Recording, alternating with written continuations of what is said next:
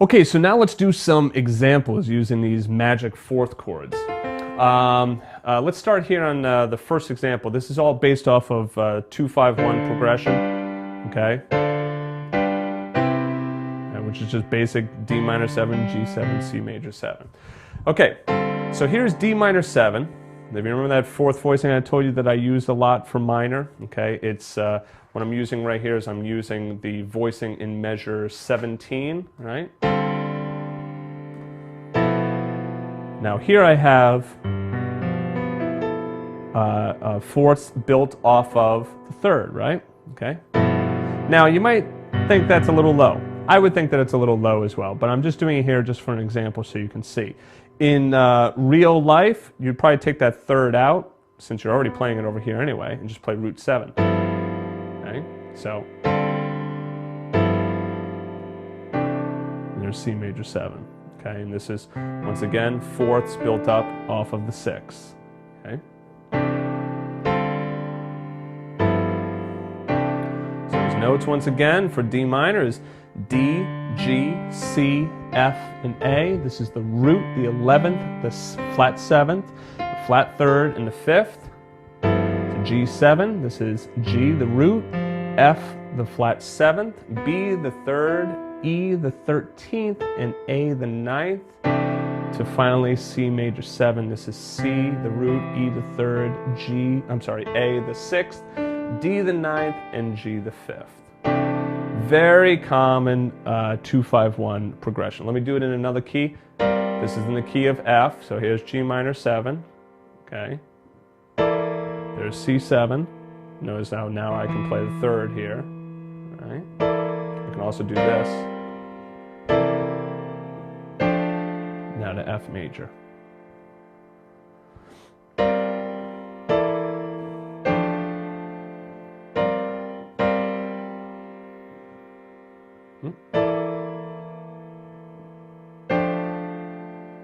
Okay, so now let's move on to the rootless one.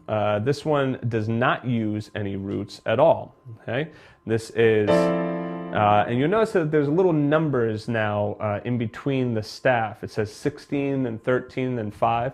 That refers back to what measure concept I'm using over here. So you can kind of flip back and forth between those pages and see, oh, okay, this is how I'm doing it. Obviously, though, measure 16 of the preceding page there was written as C minor. This is D minor. This is why you have to know how to transpose this stuff. Or take that sheet, run it through the web plugin there on jazzpianolessons.com and transpose it. All right, you can do that in the subscribers area. All right, so here's D minor 7. I'm going to hit a D down here. I'm going to just hold it down with the pedal. Nice D minor 7 voicing. And look what happens when I go to my G7.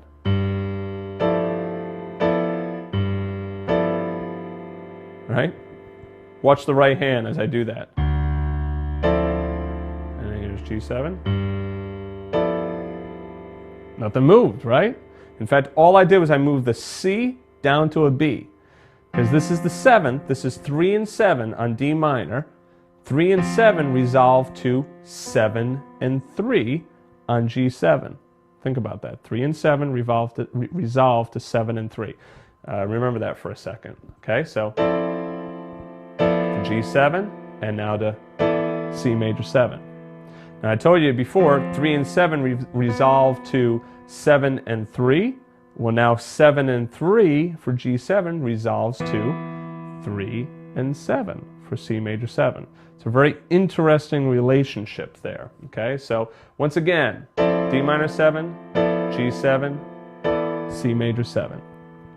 Now, I am going to have play-alongs, okay, so you can play along with these different chord voicings going over these 2-5-1. So definitely make sure that you go through that. At the end of this chapter, I'm going to do a little bit of that so you can hear, okay?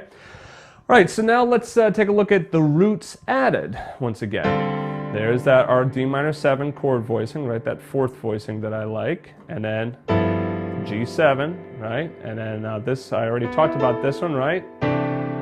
So this is basically the same thing as the one up top, right? The first one, when I told you that oh, okay, you know, going to the third there is a little bit too muddy, so I replace it with the root. Well, this is the one that I was doing.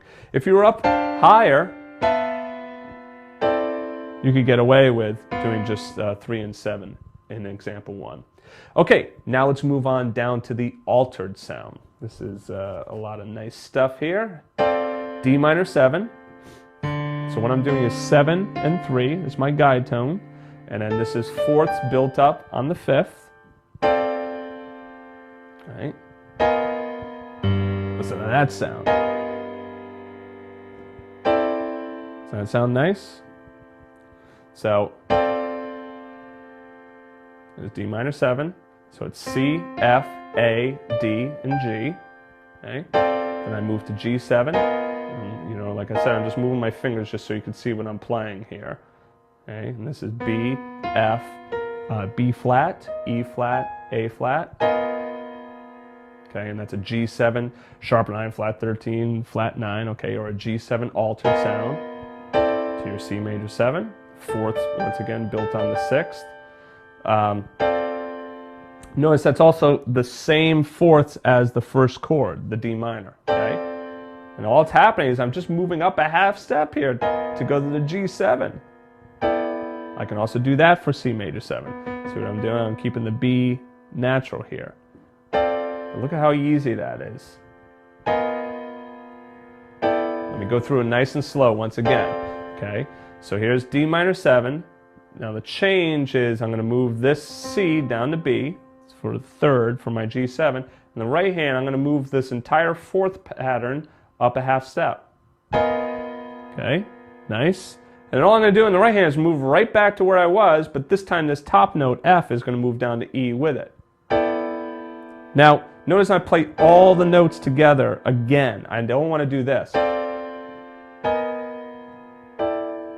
You just hear how I don't get as much of the chord sound anymore, okay? All right, and then let's go through the altered sound number 2. Once again, that nice minor chord voicing that I like. Look at this one. Okay. So here's D minor 7, and then this time I move up to 7 and 3 rather than resolving down here. I move up to 7 and 3 for G7, and I move the whole chord voicing up, right? And here now I have fourths built on the flat 13, right, or sharp 5, however you want to think of it, and then I move down. Let me just play the top note of each example. So here's example 1. I'm going to do D, G, C down here.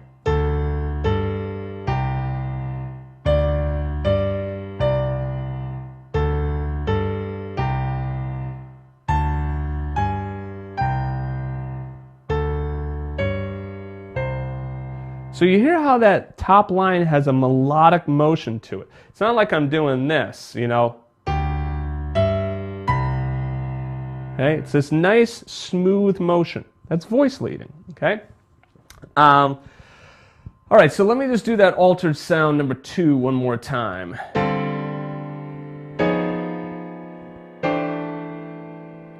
Now, the best way of practicing these things is to go through and use the accompaniment. I'm going to put my metronome on right now. I'm going to put it on 100, okay?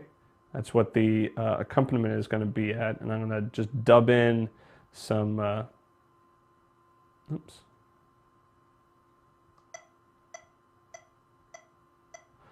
So, pretty simple. It's going to be, you know, 2 beats for D minor, 2 beats for G7, and then 4 beats for C major 7.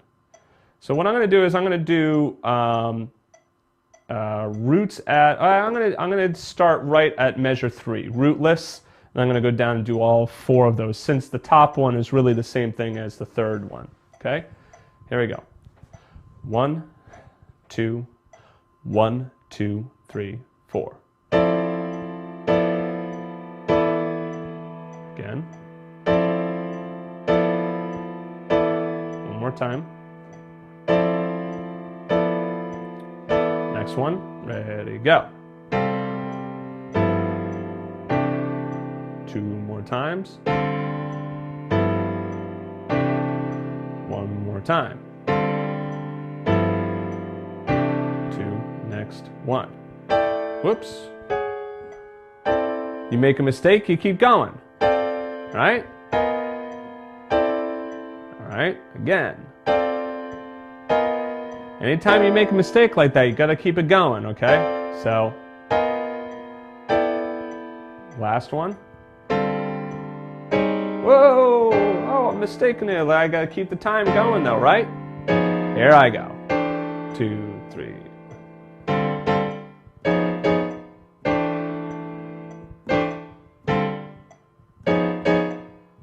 Now I can start to comp it, right?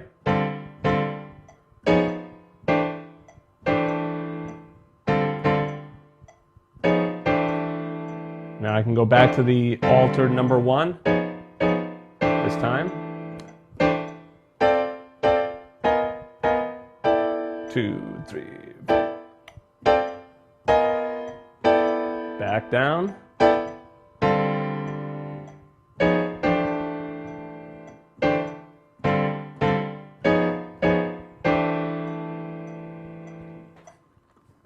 Now, for those of you that are more by ear players, you don't read music all that well, let me just talk quickly about this whole by ear and reading music stuff.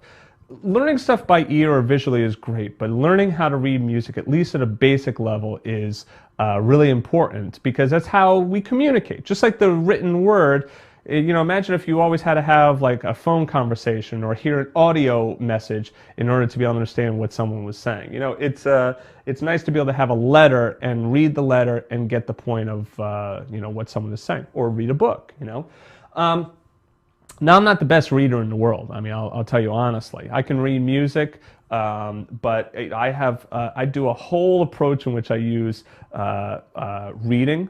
Okay, I use my ear. I use all the theory knowledge that I have. So combining all of it, and then throw in my experience that I have performing live. This is how I start to be able to play stuff, and be able to read it and get to it quickly. And notice how if I make a mistake, you keep going. Even if there's a little tension there, people are going to hear if you stop. Okay? You can't stop. And you got to remember that the band is going to keep going. All right? Even though you might have missed that D minor 7 chord, they're already on G7 or on C major 7. So it's not like you can go back and play D minor 7 again. You just got to forget about it and you're going to keep moving on. Okay? So it is really valuable to you if you work on your reading. You can write in the notes if you need to, get some flashcards. There's plenty of different resources available online or that you can purchase, okay? But definitely check out the notes and try learning how to read the music as best as possible.